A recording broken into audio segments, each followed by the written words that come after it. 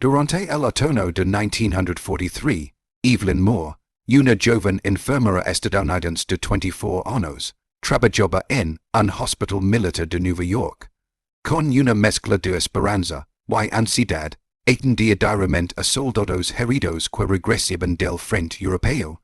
Su vida, inclina de ruido y movimiento, se sensía cada día era igual al anterior, hasta que una mañana, mientras revisaba su correspondencia, encontró una carta sin remitente claro. La letra era torpe, marcada por manchas de barro y ceniza. El sabe, dirigido a una tal Margaret, había sido desviado accidentalmente a su casillero por una confusión del cartero del hospital.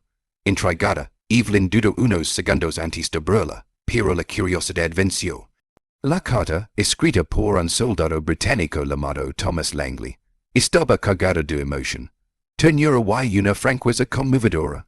En ella, él hablaba de las noches frías en Normandía, de la nostalgia por su hogar en Cornwalls y de cómo las palabras de Margaret eran su único refugio entre los horrores de la guerra. Aunque sabía que la correspondencia ajena no era correcto, Evelyn se sintió conmovida, como si esas palabras fueran también para ella. Decidió escribir una respuesta, explicando que su carta había llegado por error, pero también agradeciendo por haber compartido, sin querer, algo tan íntimo. Añadió unas líneas personales, casi sin pensarlo, contando que también ella se sentía perdida entre tanto caos. Envió la carta sin esperar respuesta, pero con el corazón más ligero. Días después otra carta llegó, esta vez dirigida a ella, con su nombre completo, y una caligrafía reconocible. Thomas la agradeció su mensaje y confesaba que, a pesar de no conocerla, había sentido una conexión extraña, como si el destino hubiera querido que esa carta llegara a sus manos. Así comenzó una correspondencia inesperada, nacida del era, pero destinada a convertirse en mucho más. Las cartas se volvieron constantes. Al principio eran formales, tímidas, líneas de cortilla.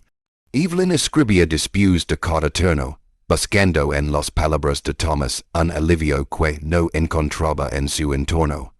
Él, desde una trinchera en el norte de Francia, respondía con frases cuidadosas pero sinceras. Pronto, las líneas se alargaron, y con ellas creció la intimidad. Evelyn le contó sobre su infancia en Ohio, sobre su madre viuda, y su hermana pequeña que le esperaba en casa. Thomas le narró historias de los acantilados de Cornwalls, de cómo solía observar el mar durante horas, preguntándose que habría más allá del horizonte. Lo que comenzó como un intercambio accidental se convirtió en elegía de sus días. Evelyn esperaba cada carta como un tesoro, reconocen, do él saber incluso antes de ver su nombre. Los enfermeras del hospital en paz eran a notar el brillo nuevo en sus ojos. Mientras tanto, Thomas escribía desde refugios oscuros, describiendo su entorno con crudeza, pero también hablando de sus sueños, de la idea de abrir una librería al regresar a casa, de su amor por la poesía de Keats y las novelas de Dickens. A través de esas palabras compartidas, ambos comenzaron a construir un universo privado ajeno a las bombas y al dólar. Cada carta era una promesa no dicha, una esperanza escondida entre líneas. Aunque nunca se lo confesaron abiertamente, ambos sabían que estaban empezando a enamorarse. Pero había una distancia inmensa entre ellos, no solo geográfica, sino también emocional. Dos almas heridas por una guerra que no entendían del todo, encontrando consuelo en tinta y papel. Las cartas se volvieron su única certeza, una forma de resistir la incertidumbre del mañana. En un mundo que se desmoronaba, ellos escribían para mantenerse vivos. El invierno ligó con una crudeza feroz en Europa, y los informes de bajas crecían cada día. Evelyn comenzó a notar que las cartas de Thomas llegaban más espaciadas, más breves, menos detalladas. Aún así, los leía con el mismo cuidado, buscando entre las palabras señales de que seguía a salvo. Él le contaba de noches heladas bajo lluvia interminable, de camaradas que no disputaban y de ordines confusos que legaban desde el cuartel. A veces, simplemente escribía para decir que seguía vivo. No tenía fuerzas para más. Evelyn, por su parte, se aferraba con más fuerza a la rutina. Sus cartas se volvieron más personales, hablando de sus miedos, de sus sueños, de lo que haría si el mundo volvía a la normalidad. Le confieso que pensaba en él incluso cuando no quería, que su voz imaginada en su mente la acompañaba en las noches más difíciles. En una carta especialmente emotiva, le escribió: "No sé cómo luz tu rostro, pero lo reconozco entre la multitud de pensamientos que me acompañan cada día". Un día, tras semanas de silencio, llegó una carta distinta. No tenía la letra firme de Thomas, sino una escritura temblorosa. Era de uno de sus compañeros, informando que Thomas había sido herido en combate. Estaba con vida, pero muy débil. Evelyn sintió que el mundo se detenía. Esa noche no durmió, y al día siguiente escribió una carta más larga que nunca. Le habló de su infancia, de su fe, de cómo el mundo parecía esperar algo mejor. Lucha por regresar, le pidió. Lucha por nosotros, aunque no sepamos bien qué somos. La guerra seguía, pero para Evelyn, el mundo se reducía a una sola pregunta. Volvería a escribir. A principios de 1945, mientras la guerra comenzaba a mostrar señales de un final cercano, Thomas encontró un momento de calma en medio del caos. Herido, pero ya recuperado y reubicado en una zona más segura de Francia, decidió escribir una carta distinta a todas las anteriores. Era una carta cargada de esperanza, en la que no solo respondía a las palabras de Evelyn, sino que le confesaba que, al regresar, iría a buscarla. Le habló de sus planes con detalle, el día que pensaba embarcar, la ciudad a la que llegaría, y el pequeño hotel donde se hospedaría mientras buscaba trabajo en Nueva York. Si que todo comenzó por accidente, escribió, pero no hay nada en mi corazón que sienta como un error. Dobló con cuidado la carta, la metió en un sobre, escribió la dirección con precisión y le entregó a un soldado encargado del correo. A partir de ese momento, esperó con el corazón latiendo en otra frecuencia. Pasaron días, luego semanas, no recibió respuesta. Pensó que Evelyn necesitaba tiempo. Sin embargo, lo que ninguno de los dos sabía era que esa carta jamás llegaría a destino. En medio del caos logístico del final de la guerra, el transporte militar que la llevaba fue interceptado, y un cargamento entero de correspondencia se perdió para siempre en algún rincón de Europa. Evelyn, por su parte, esperaba cada día frente al pequeño casillero del hospital.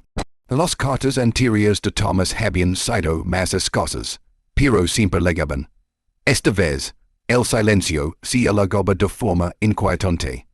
Intentó convencerse de que era una demora más, algo normal dadas las circunstancias, pero los días se convirtieron en semanas, y luego en meses. En su interior, una parte de ella se resistía a aceptar lo peor, mientras otra comenzaba a construir una narrativa para approaches. Tal vez él había decidido no volver a escribir.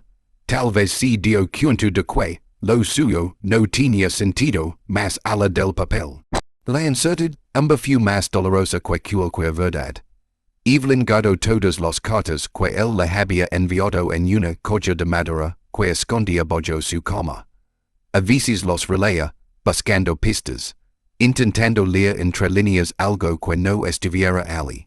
Se sentía abandonada, pero más que eso, se sentía suspendida en un limbo entre lo que fue y lo que no pudo ser. Mientras tanto, Thomas, desde Inglaterra, también aguardaba.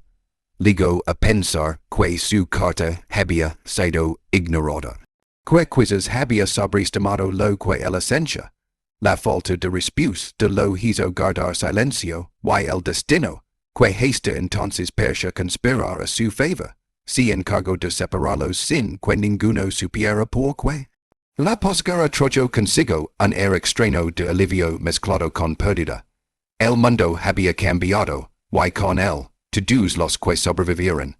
Evelyn regresó a Ohio después de dejar el hospital, intentando retomar una vida que ya no le pertenecía. Se dedicó a cuidar de su madre enferma, mientras su hermana crecía rodeada de nuevas esperanzas. Las cartas de Thomas seguían en su caja de madera, intactas. Nunca habló de él con nadie. Su historia era un secreto entre ella, el papel y los recuerdos. Con el tiempo, comenzó a escribir para liberar todo lo que no podía decir en voz alta. Su primer manuscrito fue una novela corta inspirada en una historia de amor epistola durante la guerra. Nunca lo envió a ninguna editorial. Lo guardó con los demás papers, como si solo fuera un ritual privado. Los años pasaron, y Evelyn, aunque tuvo pretendientes, nunca logró conectar con nadie de la misma forma.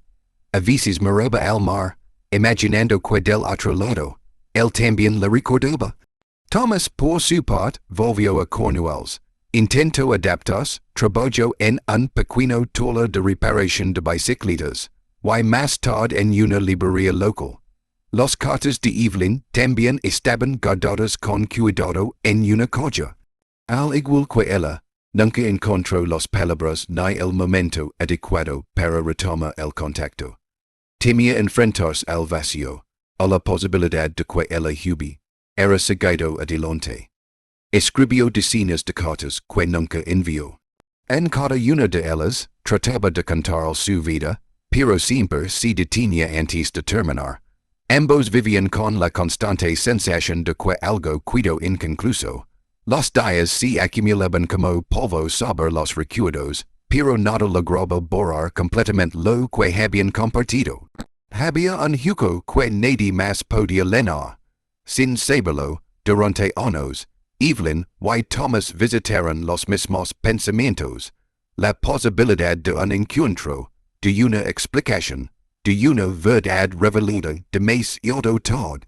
El tiempo, sin embargo, seguía avanzando, indiferente a las historias que dejaba incompletas. Pero ni él ni ella pudieron dejar atrás aquella correspondencia que les había salvado en medio del horror. A falta de respuestas, vivieron con la memoria como único refugio. En el otoño de 1983, Evelyn publicó su primer libro bajo un seudónimo. Lo tituló Cartas para nadie. La obra recibió críticas favorables, especialmente por su tono íntimo y la autenticidad de las emociones. Nunca reveló que se trataba de su propia historia. Años más tarde, ya jubilada, decidió viajar a Londres para asistir a un pequeño festival literario en una librería de Notting Hill. Era una escapada tardía, un viaje que había postergado durante décadas. No buscaba nada, solo deseaba caminar por calles nuevas y respirar un aire distinto. Una tarde, mientras firmaba copias de su última novela, un hombre de cabello blanco, andar lento, y ojos claros se acercó a la mesa. Llevaba un ejemplar desgastado del primer libro, subrayado en varias páginas. Al entregárselo para que lo firmara, sus miradas se cruzaron. Fue un instante sin tiempo, como si el mundo entero contuviera el aliento. Evelyn sintió que todo dentro de ella se detenía. Él pronunció su nombre, no el del seudónimo, su verdadero nombre. Thomas le sonrió con la misma dulzura que ella había imaginado durante años. Le mostró una carta amarillenta, rota en los bordes. Era la primera que ella le había enviado por error. La había llevado consigo durante 4 décadas. Evelyn se levantó lentamente, sin palabras, y lo abrazó. No hizo falta decir nada más. El reencuentro no fue una explosión de emoción, sino una coma profunda, una certeza que había esperado toda una vida para manifestarse. Pasaron la tarde conversando en una mesa de café, poniéndose al día sobre sus vidas, sus pérdidas, sus intentos de seguir adelante. El tiempo no les había devuelto los años, pero les ofreció una segunda oportunidad. No como jóvenes idealistas, sino como dos almas a pesar de todo, nunca se habían soltado del todo. Aquel amor escrito en tinta resistió la guerra, el silencio, el olvido. Y ahora al fin podía comenzar de nuevo. No desde el principio, sino desde el punto exacto en que había quedado detenido.